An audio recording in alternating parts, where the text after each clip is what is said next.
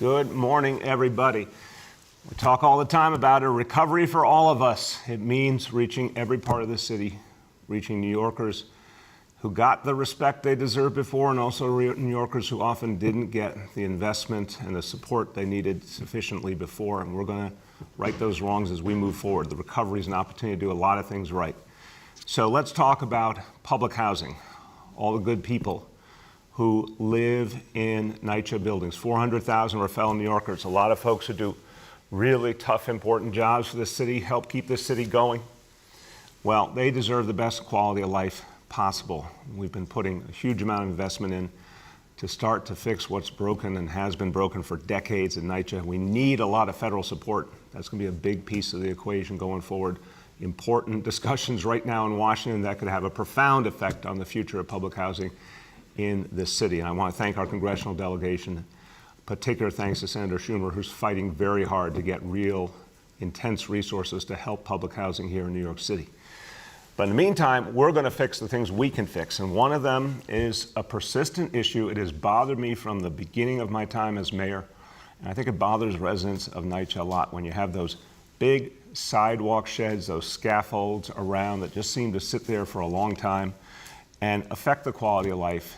They affect the whole feeling of life in a development. They have a purpose when that purpose is needed, but sometimes they linger after that purpose or things drag on that should be done quickly. It affects the lives of the residents. We need to address this issue. So today we're making a major announcement for the people of this city who live in public housing. We're investing $111 million to repair the facades of buildings. That's usually the reason why those scaffolds, those sheds are up. We're going to be repairing 45 buildings and 15 developments. And this is important to note, where sheds have been up for up to 5 years, waiting for the repairs to be made because there weren't sufficient resources. We're putting the resources in, the repairs get made, the sheds come down, the development's safer, it looks better, it's better for everyone. $16 million specifically is going to repair facades at NYCHA developments in Manhattan, and of course at City Hall in your borough week for Manhattan. So we're focusing on some of the really important investments we're making in the neighborhoods of Manhattan. I want you to hear from someone who really understands what residents of public housing live with and what they need and deserve. She has been a champion for public housing residents. She grew up on the Lower East Side herself. One of the developments in her district, Meltzer Tower, is going to benefit here. It is my pleasure to introduce Councilmember Carlina Rivera.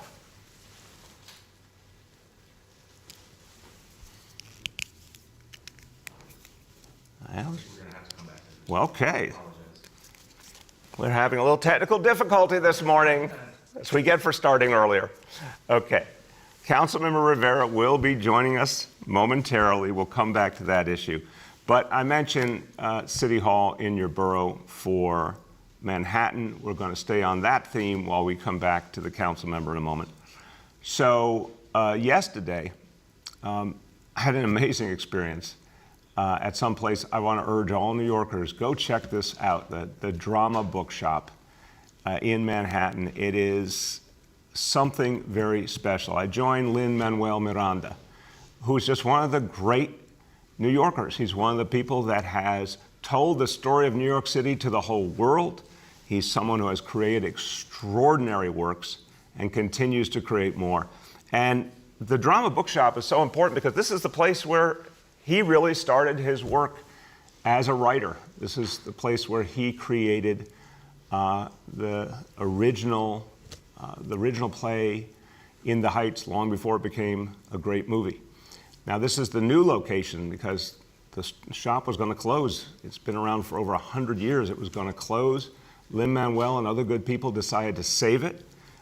This is a great example of our resiliency as New Yorkers, our ability to come back, our ability to make sure that we keep the things we love. This is an amazing place. If you love the theater, film, if you love writing, this is a place to spend time. A lot of people just go there, spend a lot of time reading. It's really amazing. So we have so many special places in New York City, particularly small businesses, Mom and pop businesses, places that were started as a labor of love, continue to be kept as a labor of love. The drama bookshop's a great example of that. Now, I said yesterday, if you believe in our neighborhood stores, if you believe in the places that make New York City great, you got to go and spend your money there. So we're going to be talking about this a lot between now and the end of the holidays. Shop Your City. This was a big initiative we did last year that really helped. Last year was so tough for small businesses, neighborhood businesses. We kept telling people, you know, we understand people are going to have lots of choices how you spend your money, particularly around the holidays, but please, as much as possible, shop local, put that money into small businesses, help them survive. It makes a huge difference. So yesterday we saw live in action the beauty of a small business, what it means for our community. And Lin-Manuel said something very powerful about the way New Yorkers are fighting back against COVID. And he has been someone who has kept boosting the city throughout, saying that Broadway could and will come back. He's been one of the people that told people, believe we can make it happen. I want you to just hear a brief message of what he said yesterday that really moved me. When you're sitting amongst a theater audience, everyone knows the price we have to pay, and that's a vaccine card and your mask, and that's a small price to pay to sit in the dark and hear people tell world-class stories at the highest level, and I'm so grateful it's back. So please get vaccinated so you can appreciate live theater, so you can come into this store and enjoy the Drama Bookshop. I'm incredibly grateful for this proclamation. We gave him a proclamation that you heard then to say, we named the day yesterday after the Drama Bookshop, and a part of New York City, a part of what makes New York City great for over 100 years, and keeping arts and culture alive in our city. But as Lin-Manuel said, it's all working. Everything's coming back because people are getting vaccinated. So his appeal, and he was with us when we opened the vaccination center in Times Square for the theater community. He has been such a great booster, no pun intended, of vaccination, and we're so deeply appreciative. So that was a beautiful moment yesterday. I also had a great gathering last night with elected officials from Manhattan in Washington Heights at Havana Heights, an incredible restaurant up in Washington Heights. Cuban food in Washington Heights doesn't get better than that. I strongly recommend it. And talking to the elected officials in Manhattan about what we need to do going forward, what we need to do right now, and how we bring this city back. Very energizing gathering. And speaking of elected officials, I am now told, back on the topic of public housing and how we make the investments to make public housing better, I'm told Councilmember Carlina Rivera is on the line. Let's see if it's true. Councilmember. I'm here. Good morning. There you go. How's it going? It's going really well. I'm just so happy to be here. Good morning to everyone. Thank you for welcoming to join you. I wanted to just speak really briefly on some of the investments that you are making into public housing and how grateful I am, and of course the city of New York is. Safe, secure, and affordable housing is critical to public health and economic stability. And for years, we have pushed for investments in NYCHA repairs citywide, and I'm so proud to join you in announcing a big first step towards this goal, $111 million to repair facades in NYCHA developments where sheds and scaffolding have been up for 5 years. I'm especially pleased to note that Meltzer Tower, which is a development of our older New Yorkers, our seniors in my district, is going to be included in these repairs. And I want to thank you for making this possible with today's announcement. I know how much this is going to mean to our residents. You know, still these developments are not the only ones that are struggling or where residents are suffering due to seemingly abandoned sheds and facade repairs. And these sheds are not just a matter of aesthetic improvements. They're safety issues and constant reminders of decades of systemic disinvestment in public housing. And they can make buildings look and feel forgotten. And efficiency will be key to addressing an issue that our public housing residents should not have to endure. So as we continue our pursuit of a just and equitable pandemic recovery, I look forward to additional opportunities to bring quality of life improvements such as these to every NYCHA development in the city. And as the mayor knows from walking around my district together, we have many more sheds, scaffolding, and capital needs. And for example, I know Bracetti Plaza is a development in my district has had scaffolding up for nearly 10 years with no end in sight. So this is a really great step and a very big acknowledgement that we're very, very appreciative of, Mr. Mayor. I hope to partner with this administration and future administrations on fighting for consistent and sustained investment to make never-ending scaffolding a thing of the past. And until then, I'm really excited that we're doing this and expediting solutions to remove scaffolding and sheds across the 5 boroughs and addressing the concerns of our neighbors. And thank you for all that you've announced today. I am very, very excited that, people are going back to not just support our families, support our small businesses. And as for Broadway, I'll be going to my first Broadway show of the season today to go see Jagged Little Pill. All right. So I want Thank you. Councilmember, you are acting on our recovery yourself, going out there, making the recovery happening by going to Broadway. Thank you for that. And thank you. Look, you really have been an extraordinary advocate for public housing residents, and we did walk through your district and see a lot of the things that need to be addressed. Thank you for your support of this. Yes, this work has to keep going. These long-time sheds have to come down. And just reminding everyone, this will be 45 buildings in 15 developments. $16 million of which, of our $111 million will be going to Manhattan, specifically to Melter Tower in Lower East Side, Dyckman Houses in Inwood, 131 St. Nicholas in Harlem, and Douglas Houses on the Upper West Side. These are really crucial investments that change the lives of residents for the better, and they are the thing that really will help us move forward. So we're going to keep making those investments. Now, speaking of investments, yesterday, we had a really beautiful moment. The Studio Museum in Harlem is an extraordinary New York City institution, a precious New York City institution, a place devoted to preserving and protecting African American culture, African culture, all of that which was in so many ways denied, ignored, in so many ways discounted instead of respected. And the Studio Museum back in 1968, some artists got together in Harlem and said we have to do something to protect a culture that has so often been not just misunderstood, but ignored and shunted aside and in some ways destroyed. They created something that now has built and built and built, and so many New Yorkers have come together to help that process. I want to thank everyone who's been part of supporting and donating to the growth of the Studio Museum. Yesterday, Charlene and I were part of the cornerstone laying ceremony. It was a really moving moment because this is a museum that is doing a sacred mission of preserving ancestry and history and culture that has so often been under attack, and it's doing it in a way that is being felt all over the world.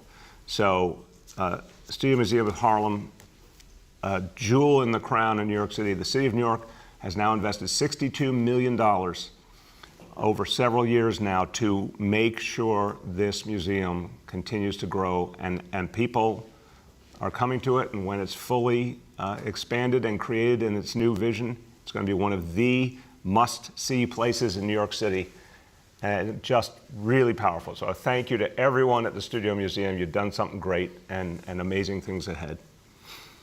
Okay, now, another investment, and I think anyone who listens to what I care about will know that the investments in our children move me particularly. And I feel when we invest in young people, we do something much greater than sometimes we even realize. We invest in the whole family when we invest in a young person. We invest in that young person and we give them hope for their future because we show we value them, we care about them, we show they're precious. We definitely help to create a better society, a more educated society, and a safer society. Young people shown a positive path will follow that path, but they need to be shown it, they need to be supported in it. This is very much a part of how we achieve a recovery for all of us, and it's also for everyone who cares about public safety, and a lot of our leading public safety voices in this nation have said for years, if you care about public safety, invest in young people. And if we care about public safety, we need our recovery to keep moving forward. Our recovery equals safety, safety equals recovery. So these investments are crucial, and I want to talk about the amazing NYPD Kids First initiative, connecting young people with NYPD officers at the community level the officers mentoring kids, helping them to build their skills, helping them to get jobs and internships. It's amazing. And one of the other great elements of the Kids First vision is to invest in communities, particularly sports and recreation, the kinds of things that will draw kids to positive experiences. We've invested now over $7 million to transform spaces and communities that needed to be made beautiful, needed to be made better for kids who really were not getting what they deserved, and communities that deserve more. And I want to announce today that the Kids First initiative, working with a lot of great partners, has now completed and restored and made beautiful 15 basketball courts in public housing developments across the city, including 4 in Manhattan. The final park right now is being addressed, 4 basketball courts and a soccer pitch at Colonel Charles Young Park in Harlem. This is very, very exciting. By this coming summer, you're going to see an entirely new thing, a park that really wasn't in great shape. It's going to be made beautiful and modern. It's going to be great for kids and the whole community. I want you to hear from the guy who's really been the heart and soul of this effort. He believes in it, and he's helped move mountains to make it happen. He's the Deputy Commissioner for Community Partnerships at the NYPD. My pleasure to introduce Chauncey Parker. Thank you very, very much, Mr. Mayor, and thank you so much for your tremendous leadership and your support for the NYPD Kids First initiative from the very beginning. This really started on day one for Commissioner Shea almost 2 years ago, when he set as a North Star for the NYPD to do everything we possibly can to support kids, to provide opportunities for kids across New York City. And I'll just highlight 2 of these initiatives that are part of NYPD Kids First. One was the police commissioner looked at the space for kids to play in public housing, particularly basketball courts, and seeing that in many areas there's so many challenges with that NYCHA has so many obligations with funding and repairs, and that really a lot of these courts are broken down, the ground cracked, rims broken, and the commissioner challenged us to find a way that we could help support this at the urging of residents of these different developments. And so the police commissioner got together with his federal law enforcement partners and said, what if we took asset forfeiture that we seize from major drug trafficking organizations that cause so much damage in our communities? What if we took as much as we can of that asset forfeiture that normally goes back into law enforcement, but what if we instead put a bunch of that money into fixing up these public spaces? And with that partnership and the great work of NYCHA, we were able to transform 15 basketball courts across New York City in all 5 boroughs. Most recently last week, the 15th court opened at Richmond Terrace Houses in Staten Island. And it's just been a fantastic project, all with a theme that we all know: if you build it, they will come. And that those courts are beautiful, they're restored in mint condition, and are going to be fantastic for the community. The second project that we've been working on really began many years ago, and starting with the tremendous leadership of Manhattan Borough President Gail Brewer, but it was looking at the Colonel Charles Young Field on 143rd to 145th on Lenox Avenue in Harlem. And this enormous field, that's a huge dirt field, 133,000 square feet, in not great condition. And then on either side of it are 4 basketball courts, 5 basketball courts, also not in the greatest condition. So in partnership, again, NYPD investing asset forfeiture, Manhattan Borough President Gail Brewer, the CC Sabathia Pitch-In Foundation, Major League Baseball, Cal Ripken, so many partners put together their resources to start to transform that space. And so four basketball courts are now restored to mint condition at the Colonel Charles Young Field. And there's a brand new soccer pitch, thanks to the Mayor's Fund and all their great soccer partners. There's a brand new soccer pitch in that space. And then by next summer, they will be a field of dreams, so to speak, a Harlem Field of Dreams. That dirt field, that 133,000 square foot dirt field, will now be a magnificent synthetic turf field. If anybody's ever seen asphalt green, it'll be as beautiful as asphalt green 2 miles south of that field. And it will be something that we build, and the kids will be coming for generation after generation, enjoying that field and playing on that field and on those courts and that soccer pitch. So thank you so much, Mr. Mayor, because you made this possible with your support, your leadership, and it is the police commissioner's North Star to do this across the city for our kids. Thank you, Chauncey. And Chauncey, I know you really, really have Seriously, I want to commend you. You put your heart and soul into this. I've seen the excitement in your face, in your voice when you've talked about getting this done, and a lot of great partners came together. So thank you for your great efforts, and I want to talk about the great partners. The Mayor's Fund to Advance New York City has been actively involved in this effort to raise the funds to really make these beautiful spaces for kids and families. CC Sabathia has been a part of this effort. Really a great philanthropic force in baseball. The Pitch In Foundation, Major League Baseball itself has been involved. Cal Ripken Foundation, there's been great partnership, and Manhattan Borough President Gail Brewer, and I think she is with us now. Gail, I want to thank you for your commitment to making these spaces beautiful for communities, and I know you've put your money where your mouth is and fought hard to get this done. So let's see if she's out there. Manhattan Borough President Gail Brewer.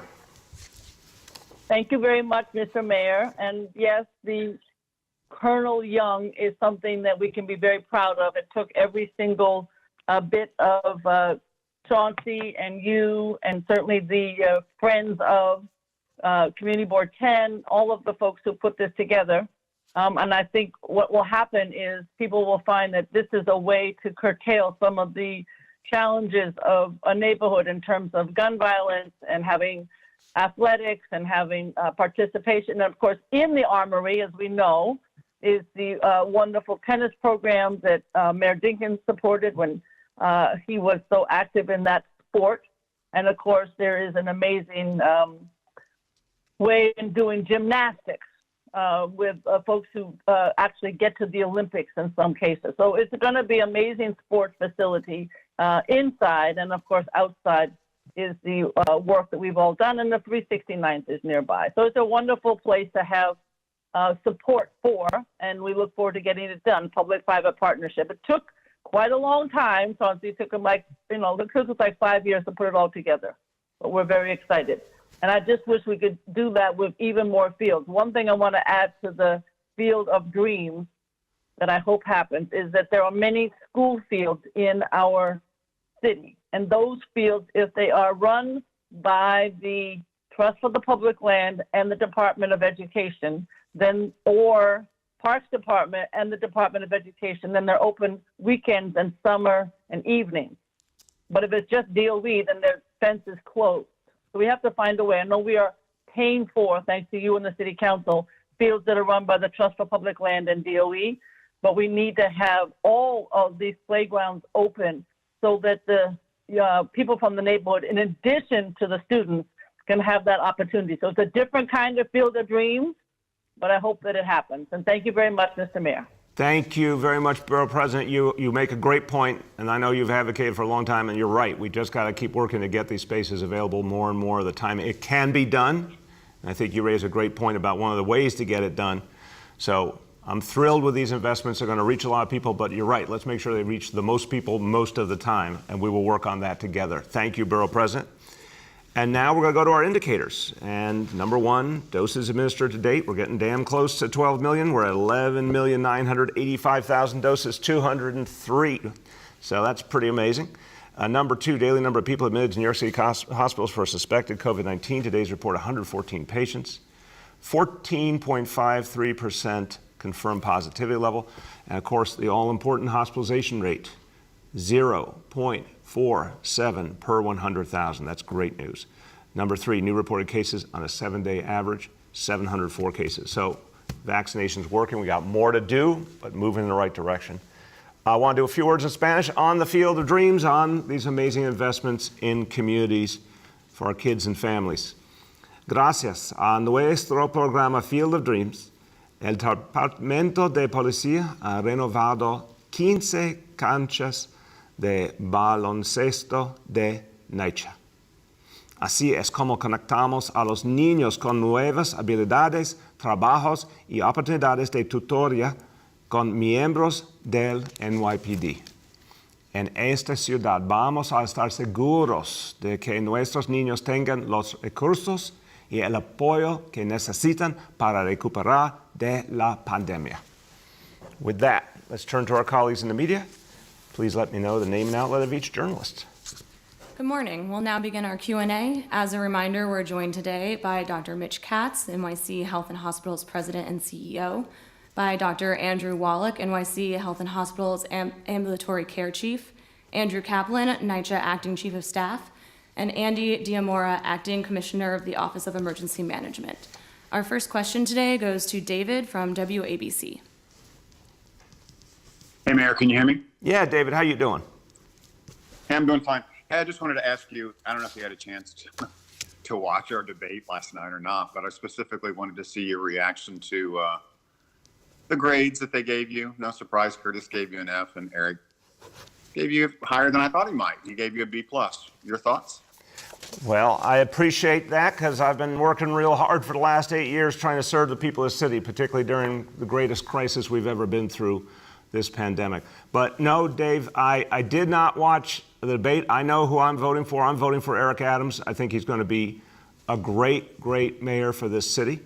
And I'm looking forward to Tuesday casting my vote and moving the city forward. And I think, and I've said it, I think Eric Adams is going to build upon so much of what we've tried to do here. And I'm very, very proud of some of the things we've done to make this a city that's more fair and inclusive for everyone. But I think Eric's going to be able to take it to the next level, and I'm excited about that.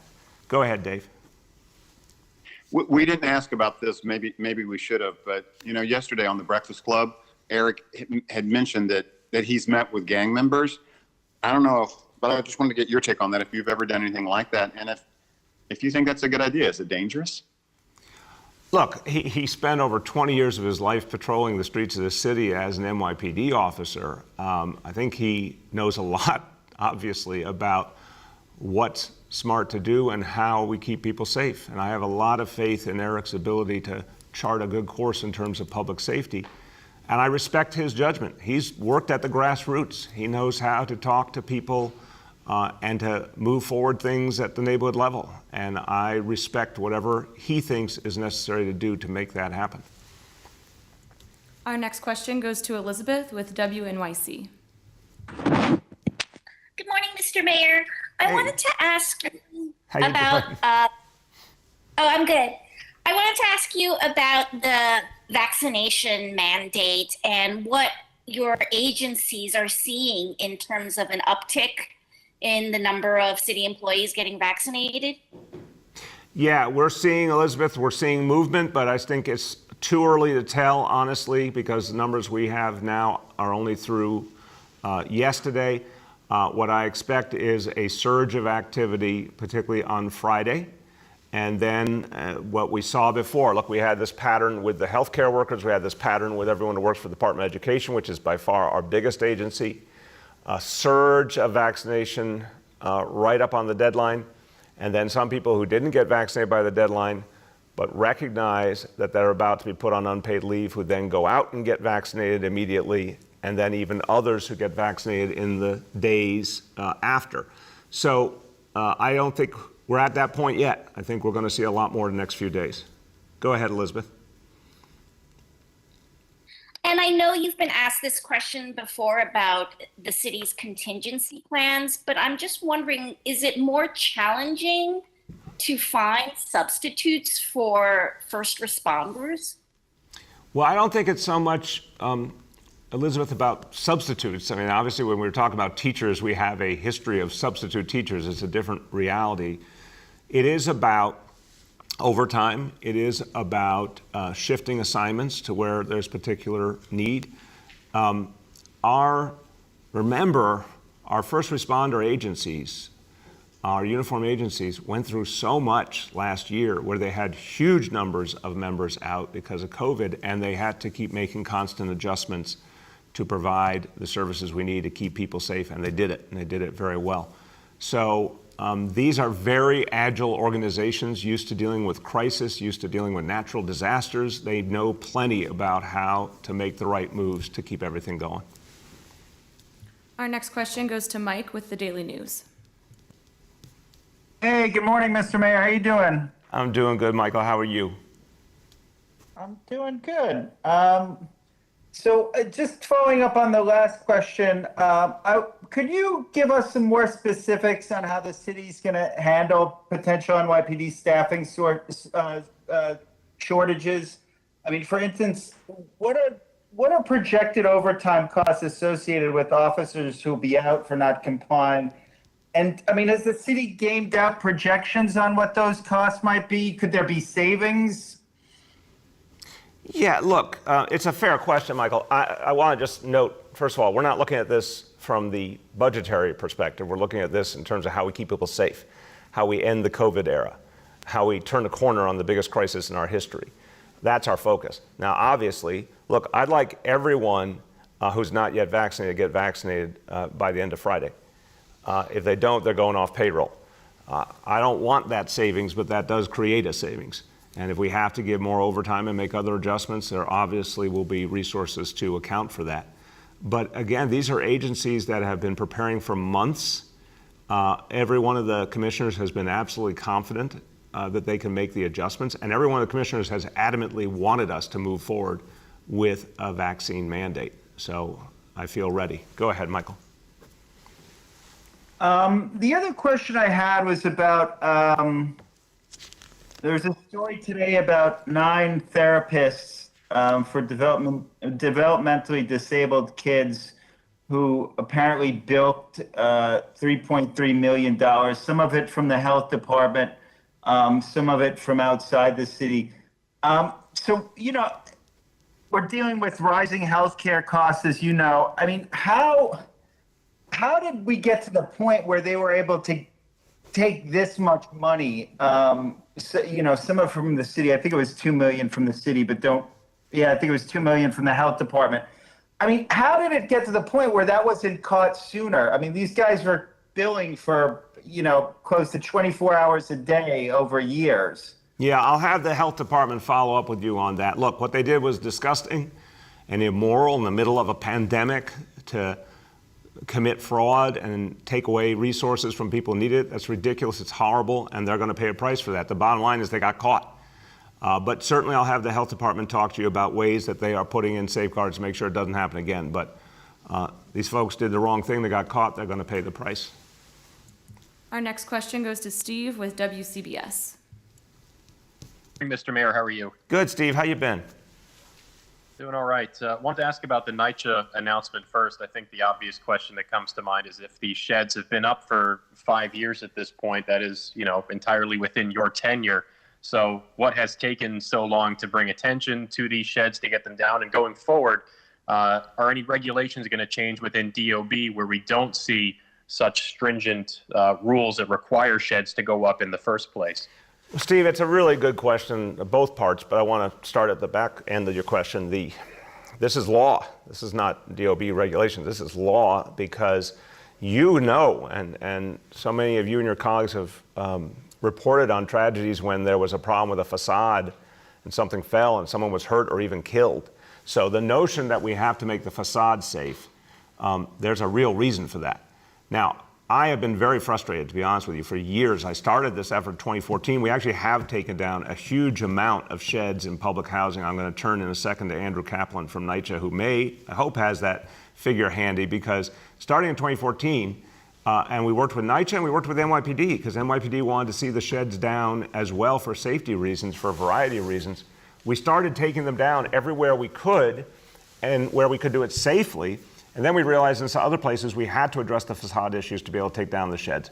So we've put more and more money into that. It is a big undertaking. It's like everything in NYCHA. Remember, the total cost of bringing all of NYCHA up to the level it should be in terms of the quality of the housing and the physical plant, that's $40 billion. We just don't have it. We've gotten next to nothing from the state.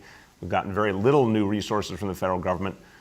Things may be about to change now in Washington. I'm hoping and praying. But that's what we need. We need a major infusion of funds to be able to do the facade work to take the sheds down. That being said, Steve, over the last 8 years, I have worked to get a lot of them down. Let's see if Andrew Kaplan at NYCHA has any facts on how much has come down so far. Thank you, Mr. Mayor. So unfortunately, I don't have that data off the top of my head, but I will work with colleagues to follow up on that. And I do want to just echo again how grateful we are for this funding and all of the work that we've been able to do over the past few years on this, and we'll continue to work on this tirelessly. But I'll follow up on that specific detail. All right, you will get Steve those facts, but I know it's many miles of sheds have come down within public housing, so we'll get you that. Go ahead, Steve. Appreciate that. Wanted to switch topics, talk a little bit about the mayoral election. I know you've been asked in the past your thoughts on moving New York City off of the off-year schedule that it's on. Wanted to ask a different question along the same lines about partisan elections. New York City is an outlier among big cities. It does have partisan local elections.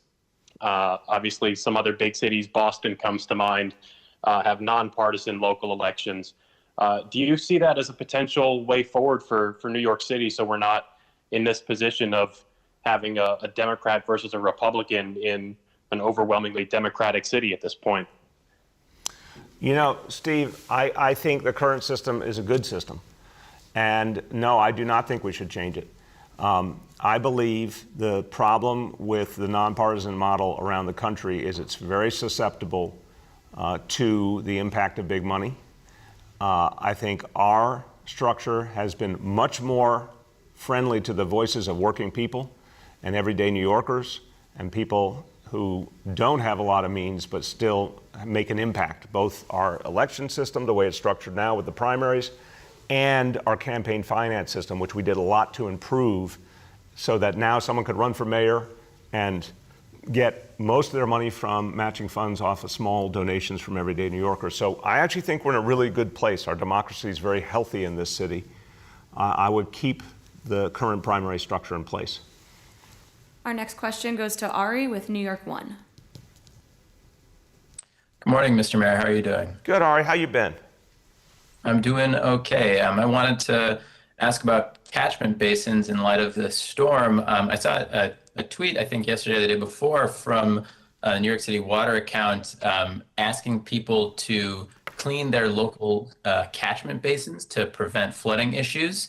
A few years ago, for a few years, the city had a requirement that DEP would clean every catchment basin every year as opposed to once every 3 years. And then that stopped because they said it wasn't necessarily effective. But now I think trash is up in general and around the city. A lot of people would say that anecdotally. And obviously the city feels that the situation is dire enough to ask citizens to do it themselves. So does the city need to resurrect a more stringent catchment basin cleaning requirement for DEP? And how responsible does the city think that, litter covered catchment basins are for flooding in certain areas? So, good question, Ari. Real quick. What we saw in Hurricane Ida went way, way beyond the catch basins, and we've been honest about that. It was such a massive, never before seen amount of rainfall that went before. You could have perfectly clean catch basins. The sewers just could not accommodate that much water. And Commissioner Sapienza has been very blunt about that. That shows us a kind of change that we're going to have to do over many years and would cost $100 billion or more to really reach the levels of what we saw during Ida. But if you're talking about more typical rain events like what we just saw, I'll see if Andy DeMora from Emergency Management wants to add in a second about what was done. But look, DEP was out in force cleaning catch basins in all the most sensitive areas of the city.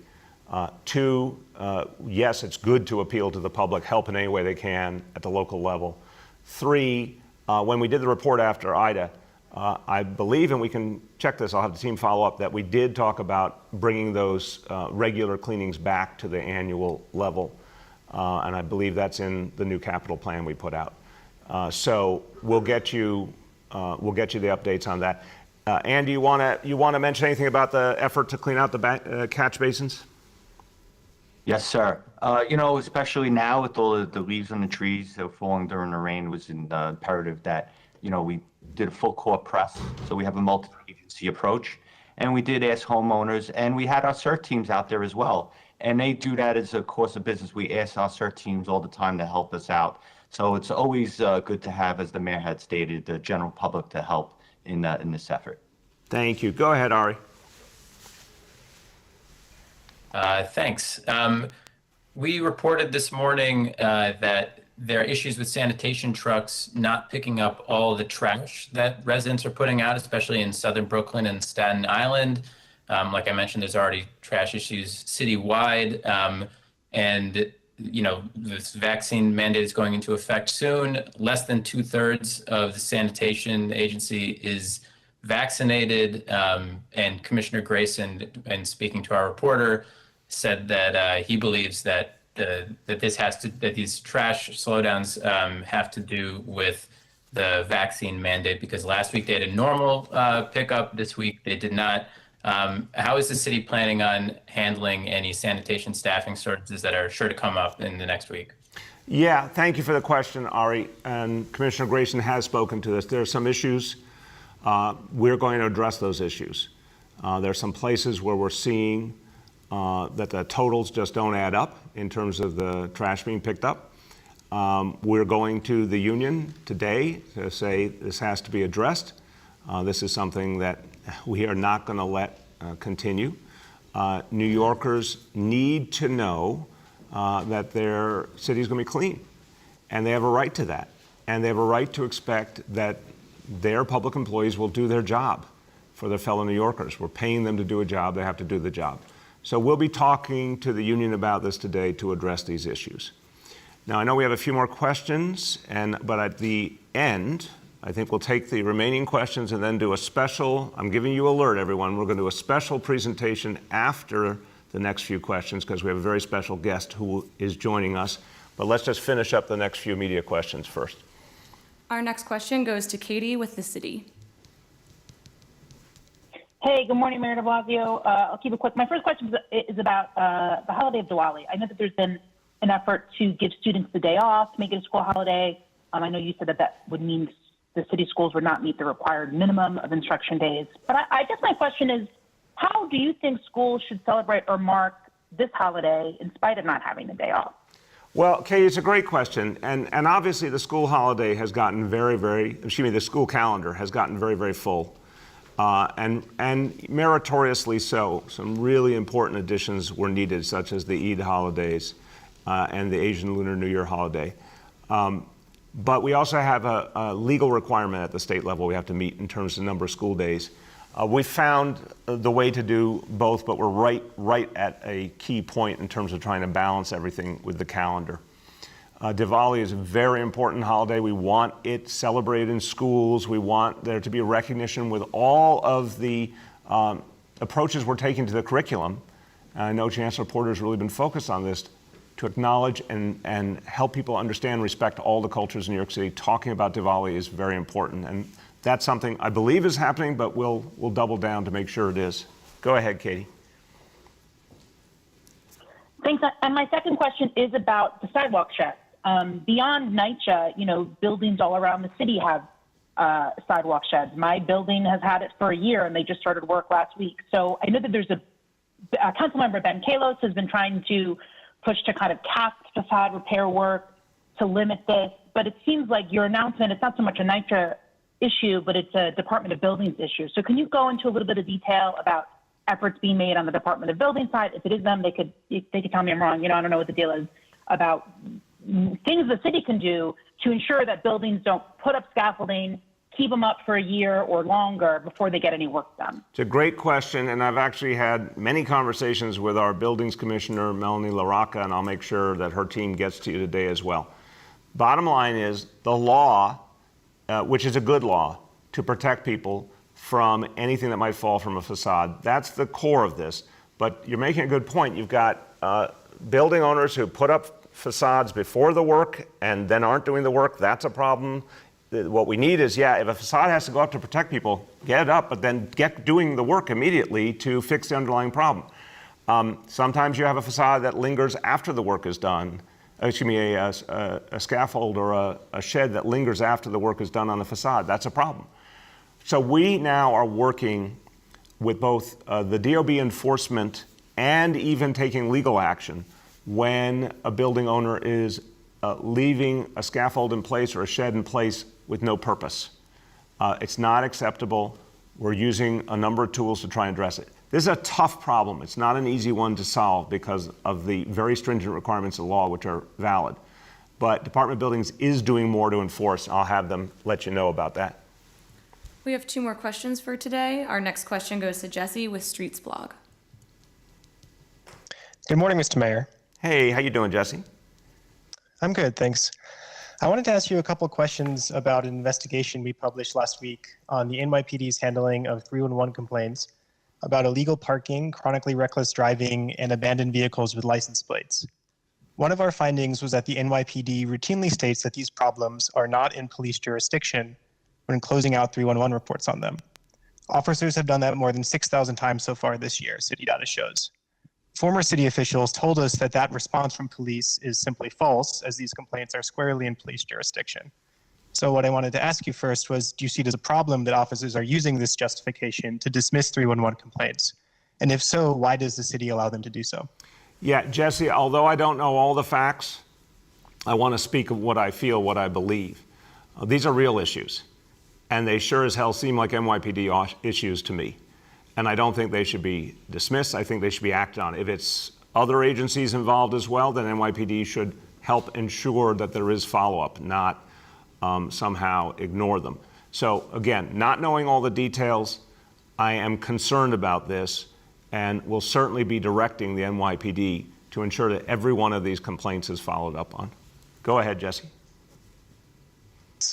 We also spoke to multiple people who said that they received harassing phone calls or voicemails from blocked phone numbers after filing 311 complaints about illegal parking to the NYPD.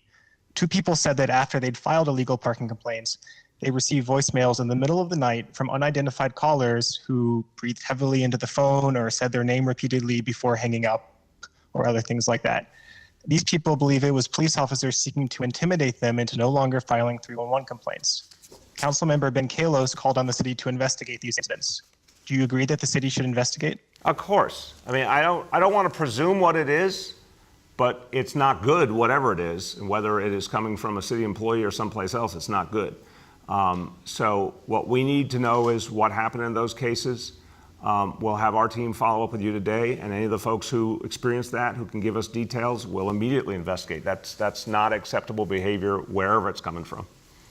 Our last question for today goes to Nolan with the Post. And before Nolan, just a reminder that we have a special guest that we'll be hearing from live here from City Hall in just 1 second, but let's get Nolan go first. Nolan, are you there? Let's try again. Nolan, can you hear me? You don't have Nolan, do you have another? We can go to Yehudit with Borough Park 24 News. Good morning, Mr. Mayor. How are you today? Good, Yehudit. How you doing? I'm great. So that's great news you announced yesterday about the city updating 10 new parks and 100 over the next 10 years. I was wondering if you could please describe the process by which the Community Parks Initiative selects parks to redo and how communities can advocate for particular parks to be modernized. It's a great question, Yehudit. And look, it's a big, big initiative, $425 million to fix up parks. But again, not the famous big name parks that, thank God, also have other forms of support, real neighborhood parks that often go neglected and need a lot more help. So the process is, Department of Parks is listening. We're listening to local elected officials, community boards, community members. We want to hear those nominations. This is going to be a big effort over years.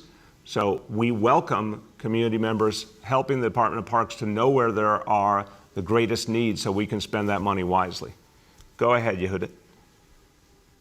And then, thank you. And then last night, Adam said that shelters, homeless shelters, are very expensive to run and asked why not put the money into subsidies and permanent low-cost housing to help homelessness in the city, which the New York Times reported has gone up 60% since you came into office. I was wondering, is that statistic true? Why do you think that happened? And do you think subsidies would be better spent than on shelters? Okay, I don't know when that citation from the Times was, but let me tell you the update, and I'll have our team get it for you today. The number of people in shelter has now gone down substantially compared to when I took office. And the last I heard, Yehudit, was, and it's, look, let's be clear, many more people than we'd want it to be, but I believe it's around 45,000 people in shelter right now. That is less, substantially less than when I took office. The number of people who are street homeless, and again, there but for the grace of God go any of us. We need to get them off the street, get them the help they need. That number has also gone down markedly. So we've got real work to do, but those are the facts. Those are what, you know, all of the research, all of the facts show us. We'll get that to you. But to the larger point, we got to do both. We need transitional shelter because it plays a different role than when someone needs permanent affordable housing.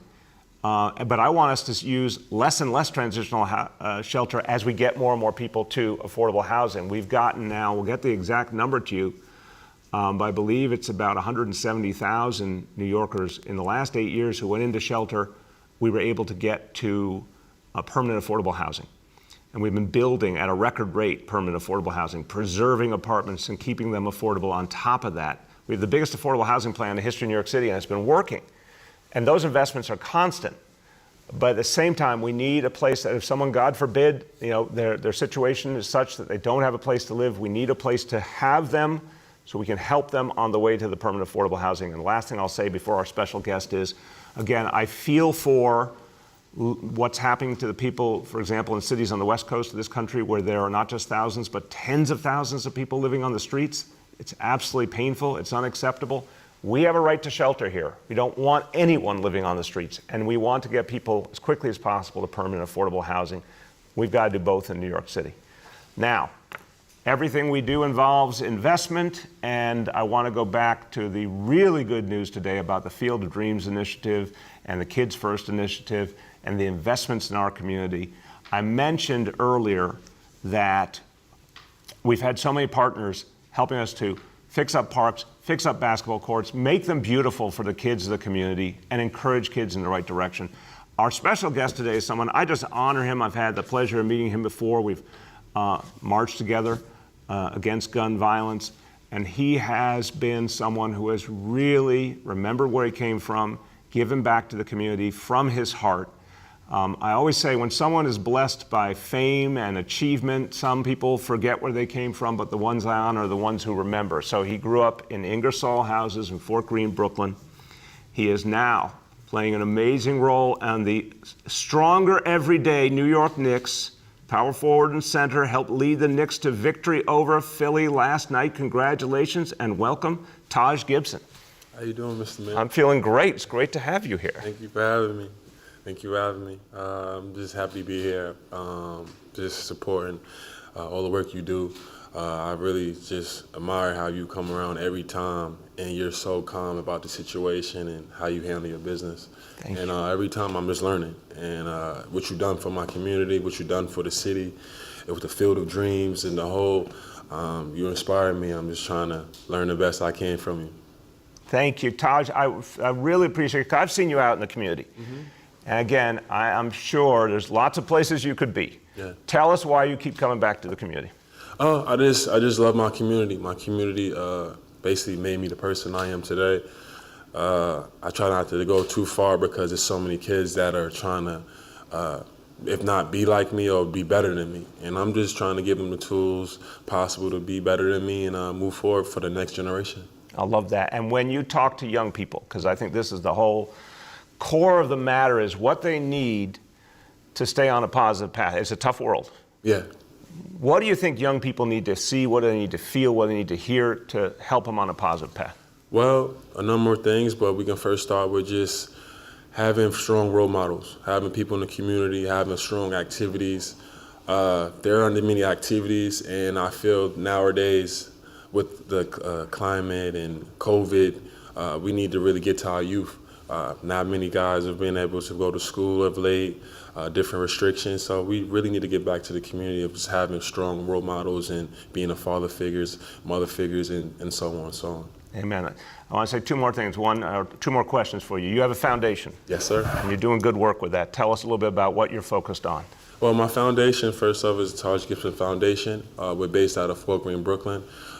We do a number of things from rebuilding refurbished basketball courts, community work, toy drives, Thanksgiving drives, coach drives, New Year drives, COVID drives. You do it all. We just try to give back to the community as much as we can. At times it's a little bit uphill battle, but we're just smiling every day because we meet so many different people in our daily. So it's all about giving back to me. I love it. Taj, got one more thing I'm going to ask because the fans will want to hear this, but I want to thank you. You said the point about being a role model. We all need role models. Yeah. And I want to thank you for the way you go about your business. First of all, I love what you do on the court. I really do. I've watched you. I've watched the focus, the intensity. I've loved the way you play the game, and you're a true team player.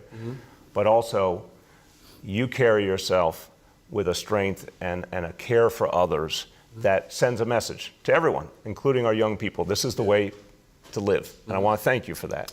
It makes a huge difference. Thank you, Mr. Mayor. It makes a huge difference. Now, here's the question on behalf of all the Knicks fans out there. Long suffering, Taj. Long suffering. Something special's happening. We saw amazing things last season. Yeah. Good start this season. Give us a good word. What are you seeing? Well, we're just a young group. We're still building day to day, but the thing about it, though, we're very humble. We understand we have a big task ahead of us. We're not satisfied, but the city deserves this. We're just playing as hard as we can for the city, but we're just taking it one step at a time and growing day by day. And it must be fun. Every day is fun. I'm around a great group of guys, young guys, but at the same time, we have a real belief system in growing and playing for something. And then when you go into the Garden every day, you're playing for the fans, you're playing for New York. You look down across your chest, it says New York. It's a wonderful feeling. I love that. I love that. Hometown hero, Taj Gibson, thank you so much. And everyone, as we conclude today, this is what inspires me every day about the city. The people, the buildings are beautiful, the famous sights and attractions, but it's the people in New York City that make us great. Taj is an example of that. Grown up right here in our city, right here in Brooklyn, giving back every single day. And a reminder to everyone, we're all in this together. So every day when I say, please, go out, get vaccinated. That's a great way to help your fellow New Yorker, help a young person, participate in these amazing efforts to support and uplift our young people. We are the greatest city in the world, but we're going to be even greater every time a New Yorker contributes to us moving forward. It makes a huge, huge difference. Thank you, everyone.